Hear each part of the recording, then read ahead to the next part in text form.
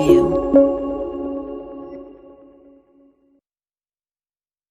Hi guys, welcome again to the new basic learning, and today I am back with another video. In the comment section I was seeing that someone has requested me to make the video on the 5 kingdom classification chapter. I can understand that it's a difficult chapter, but if you will take interest in this, it will be very easily you can understand the things in this chapter. So I am with the chapter today, 5 kingdom classification. It is only based on life, how was life divided, how it was classified, and how the kingdoms was classified. So now let's understand this chapter. और मैं आपको इसको easy language में बिल्कुल अच्छे तरीके से जो आपके दिमाग में चीजें बैठ जाएं, इजी लैंग्वेज में आपको सिंपल लैंग्वेज में पढ़ाऊंगी, जिससे कि जितनी भी चीजें हम पढ़ेंगे इस चैप्टर में वो आपको ध्यान से समझ आ जाए, आपके दिमाग में बैठ जाए.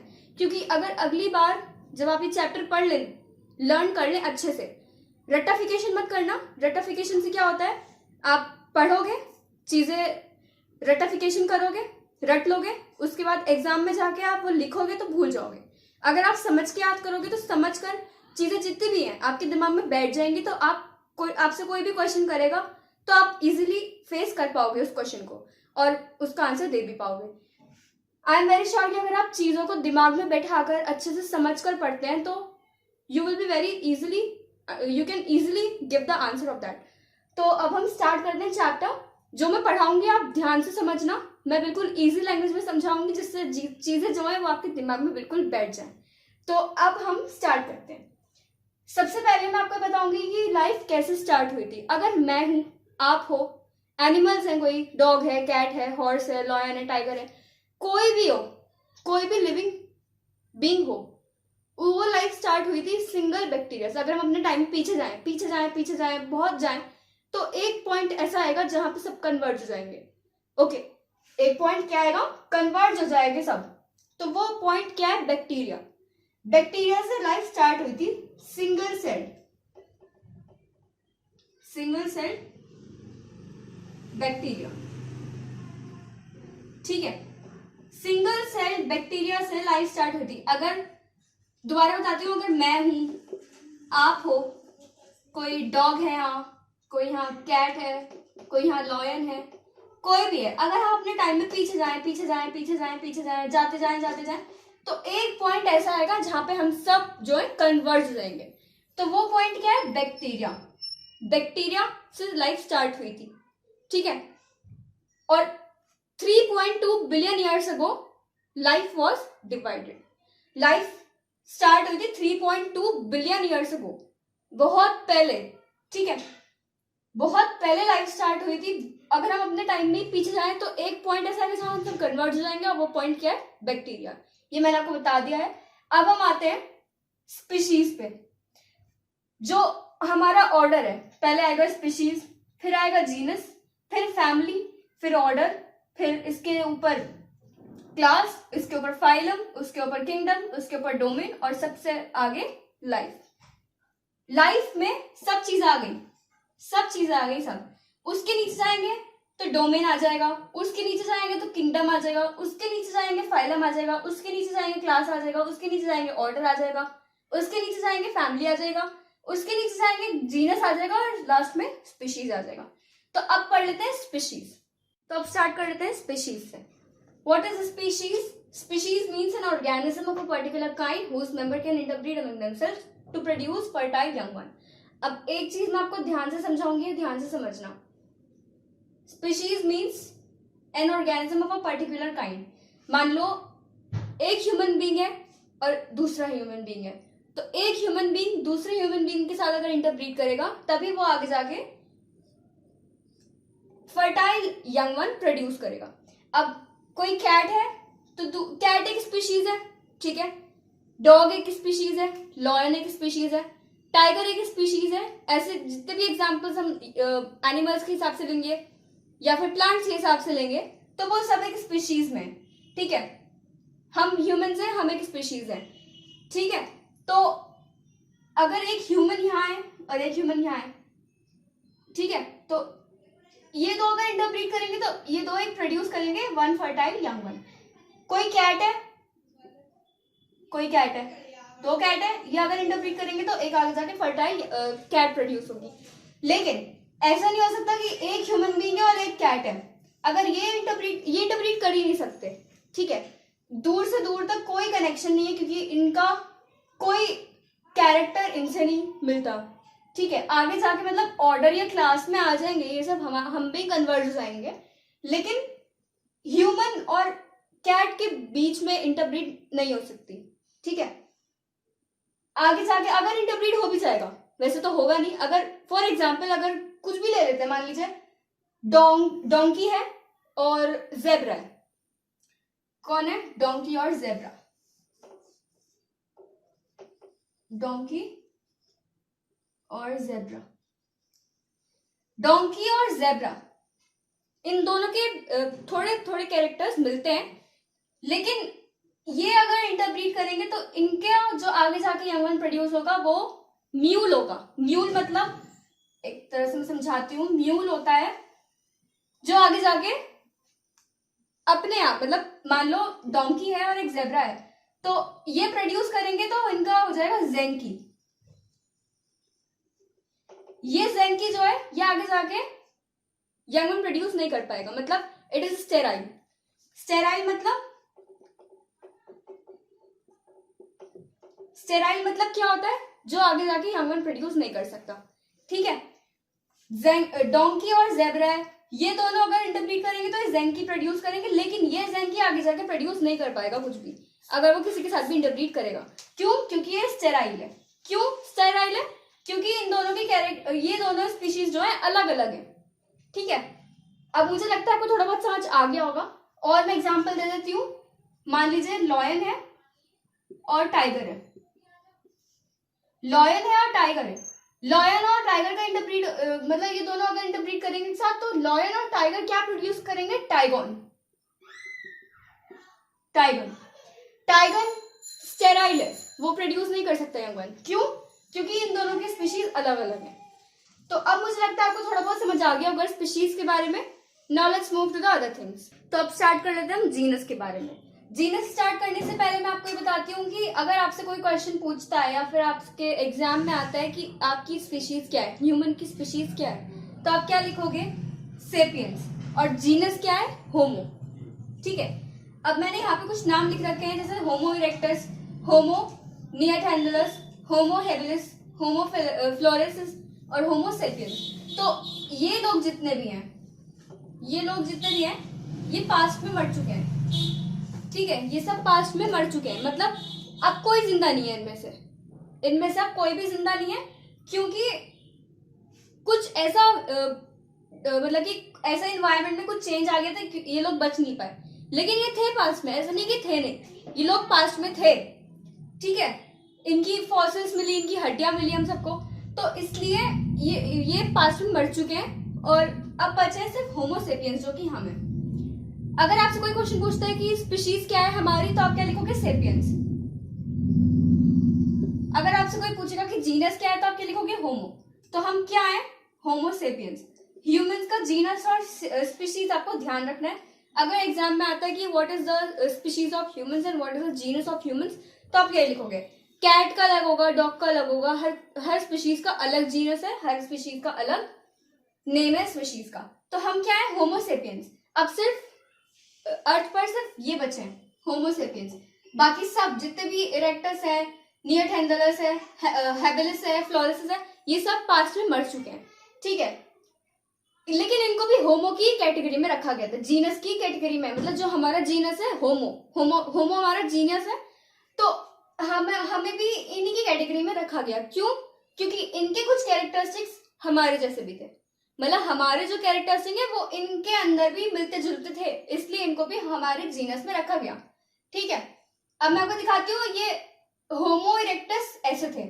होमो इरेक्टस, इनका भी जो कुछ वो है कैरेक्टरिस्टिक, वो हम में मैच करता था, ठीक है, इसलिए इनका भी जीनस होमो है। फिर निएंडरथैलस है, उनका भी कुछ ऐसी है। हेबिलिस थे, वो भी हमारी तरह ही कुछ कैरेक्टरिस्टिक्स है, हमारे जैसे थे। फ्लोरेंसिस था, वो भी हमारे जैसे थोड़े बहुत थे। और फिर आते हैं हम होमो सेपियंस। तो अब सिर्फ अर्थ पर सिर्फ हम होमो सेपियंस ही बचे हैं, बाकी सब ये जितने भी हैं इरेक्टस, फ्लोरेंसिस, हेबिलिस, निएंडरथैलस, ये सब मर चुके हैं, ठीक है। तो ये मैंने आपको बताया जीनस और स्पीशीज के बारे में। अब आ जाते हैं फैमिली के बारे में। बेसिकली अगर मैं स्टार्ट करती हूँ फैमिली से, तो इनके बारे में family, order, class, phylum, kingdom, domain, life, इन सब के बारे में आपको इतना ज्यादा डीपली जाने की जरूरत नहीं, क्योंकि 10th में आपको डीपली पढ़ाया जाएगा, तो उस टाइम पे आपको पढ़ना है। अभी आपके 9th के स्टैंडर्ड में इतना डीपली नहीं पढ़ाया गया है, नहीं दे रखा है इतना बुक में। लेकिन मैं आपको सिर्फ ये बता देती हूँ कि पहले स्पीशीज हमारा क्या है, होमो, सॉरी स्पीशीज हमारा सेपियंस है और जीनस हमारा होमो है। ठीक है, हमारे साथ कुछ और जुड़ गए तो वो फैमिली हो गए, और जुड़ गए मतलब और जितने भी हमारे तरह की कैरेक्टर है जिन मैमल्स में, वो ऑर्डर में आ गए। फिर उससे ज्यादा और बढ़ गए तो क्लास हो गया, उससे ज्यादा बढ़ गए तो फाइलम हो गया, उससे ज्यादा बढ़ गए किंगडम हो गया, उससे ज्यादा बढ़ गए तो डोमेन हो गया, और पूरी लाइफ ऐसे हो गई। पूरी लाइफ में सब कुछ आ गया। ठीक है, कोई भी बर्ड, इंसेक्ट, ह्यूमन है, मैमल है, कोई एनिमल है, डॉग है, कैट है, लॉयन है, टाइगर है, सब लाइफ के अंदर सब आ गए। तो इस तरह से हमें डिवाइड कर रखा है। अब किंगडम पढ़ लेते हैं, 5 किंगडम क्लासिफिकेशन कौन कौन से। तो फर्स्ट किंगडम हम पढ़ेंगे किंगडम मोनेरा, दूसरा है किंगडम प्रोटिस्टा, थर्ड है किंगडम फंजाई,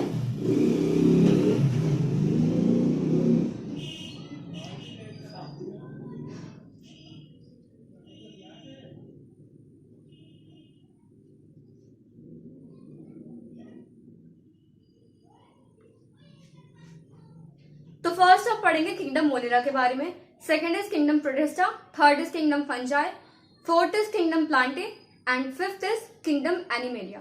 तो फर्स्ट ऑफ ऑल हम अंडरस्टैंड करेंगे किंगडम मोनेरा के बारे में। किंगडम मोनेरा के कैरेक्टरिस्टिक्स और कुछ फीचर्स देख लेते हैं। They are single cell organism, मतलब सिंगल सेल ऑर्गेनिज्म है। Okay, then they have no organized nucleus. No organized nucleus मतलब उनका जो न्यूक्लियस है वो वेल डिफाइंड नहीं है, मतलब बिखरा बिखरा है। ठीक, मतलब जैसा ह्यूमंस में होता है वेल डिफाइंड न्यूक्लियस होता है ह्यूमंस में, कुछ एनिमल्स में होता है, इनमें मोनेरा के किंगडम में सिंगल सेल ऑर्गेनिज्म में, किंगडम मोनेरा में ऑर्गेनाइज न्यूक्लियस नहीं होता, मतलब बिखरा बिखरा होता है उनका nucleus. They are prokaryotic. Prokaryotic, pro means primitive, और कैरियोटिक मीन्स न्यूक्लियस। तो इनका मतलब वही बात है, प्रिमिटिव न्यूक्लियस मतलब कि उनका जो न्यूक्लियस है वो वेल डिफाइंड नहीं है, उनका जो न्यूक्लियस है वो बिखरा बिखरा हुआ है, ज्यादा अच्छा नहीं है, ऑर्गेनाइज्ड नहीं है प्रॉपरली। तो ये सिंगल सेल्ड है, इनका न्यूक्लियस जो है वो सही से ऑर्गेनाइज नहीं है, और ये किंगडम मोनेरा है आपका। अब आ जाते हैं किंगडम प्रोटेस्टा पे। तो अब देख लेते हैं किंगडम प्रोटेस्टा। किंगडम प्रोटेस्टा में भी एक ही चीज है जो कि किंगडम मोनेरा से डिफरेंट है, मतलब अपोजिट है। उसमें ये था कि उनका जो न्यूक्लियस है वो बिल्कुल वेल डिफाइंड नहीं था, इसमें जो है इनका न्यूक्लियस वेल डिफाइंड है। ठीक है, तो ये भी सेम ही है, they are single cell organism having well defined nucleus. इनका जो न्यूक्लियस है वो वेल डिफाइंड है with a nuclear membrane. Example में आ जाता है अमीबा एंड यूग्लिना। ठीक है, तो ये किंगडम प्रोटेस्टा है। नेक्स्ट किंगडम फंजाई देख लेते हैं। तो अब देख लेते हैं किंगडम फंगाई। किंगडम फंगाई में बेसिकली इसमें देख लेते हैं एक डिफरेंस।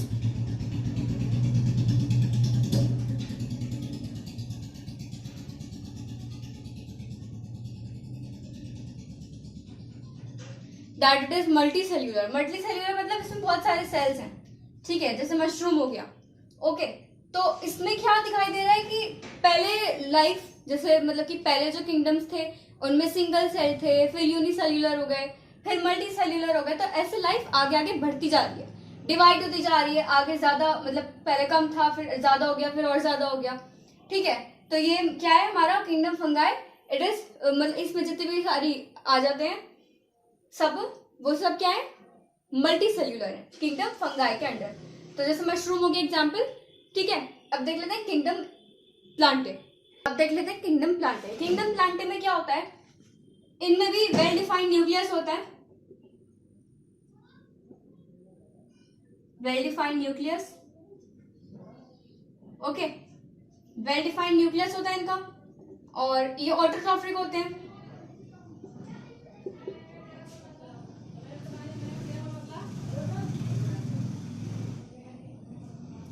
ऑटोट्रॉफिक से मतलब कि अपना खाना अपने आप प्रोड्यूस कर सकते हैं, ठीक है, मतलब कि प्लांट्स जो होते हैं वो अपना खाना अपने आप प्रोड्यूस करते हैं। क्लोरोफिल मतलब कि जैसे प्रोसेस होता है फोटोसिंथेसिस, ठीक है, तो they are autotrophic, they have well defined nucleus also, और मल्टीसेल्यूलर, ओके, मल्टीसेल्यूलर,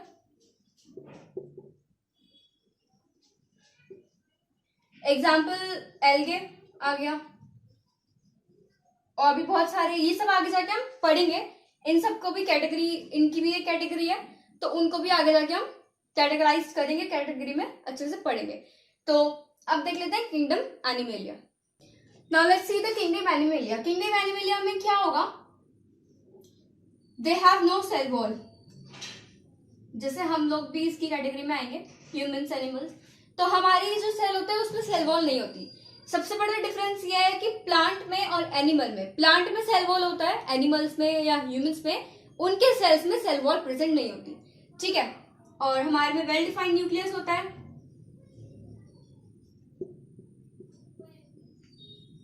मल्टीसेल्यूलर, और हम क्या है, heterotrophic. Sorry for the disturbance, actually my house is on the road side, so that's why disturbance create, so please. हम क्या होते हैं, heterotrophic. Heterotrophic मतलब जो खुद से खाना प्रोड्यूस नहीं कर सकते, मतलब हाँ, एनिमल्स अपने आप थोड़ी ना प्रोड्यूस करते हैं खाना, हम थोड़ी ना अपने आप बनाते हैं खाना, या एनिमल्स अपने आप थोड़ी बनाते हैं खाना, हमें ऑब्टेन करना पड़ता है, हमें बाहर से लेना पड़ता है खाना, ठीक है। हेटेरोट्रॉफिक क्या होता है, जो खुद से प्रोड्यूस नहीं कर सकते खाना, ठीक है, जिन्हें ऑब्टेन करना पड़ता है। हम कोई खाना अपनी बॉडी में अपना आप थोड़ी प्रोड्यूस कर रहे हैं, खाना खाना पड़ रहा है, बाहर से खाते हैं, ठीक है। ऑटोट्रॉफिक क्या होता है, ऑटोट्रॉफिक होते हैं जो हम मतलब कि जो प्लांट्स हैं वो अपने आप प्रोड्यूस करते हैं खाना, किसके प्रोसेस से, फोटोसिंथेसिस के प्रोसेस से। हमारे अंदर प्रोसेस नहीं होता, फोटोसिंथेसिस का प्रोसेस नहीं चल रहा हमारी बॉडी में। हमारी बॉडी में क्या है, हम अपने आप ऑब्टेन करते हैं खाना, हम बाहर से खाते हैं, हमारे बॉडी में कोई प्रोड्यूस नहीं हो रहा खाना, ठीक है, तो वो क्या हो गया, हेटेरोट्रॉफिक। तो ये किंगडम एनिमेलिया हो गया। So this was all about the chapter, overview व्यू दे दिया मैंने आपको, पूरा इस बारे में समझा दिया है। अगर आपको चीजें सही से समझ आ गई हैं, then do not forget to like my video and do not forget to subscribe our channel and please hit the bell icon to get the more latest updates for the next part, for this chapter, next part में मैं सब आपको एलगे और उन सब के बारे में, मतलब जितना भी आगे का बचा हुआ है उन सबको कवर करूंगी। Till then, stay happy and stay tuned. Thank you for watching.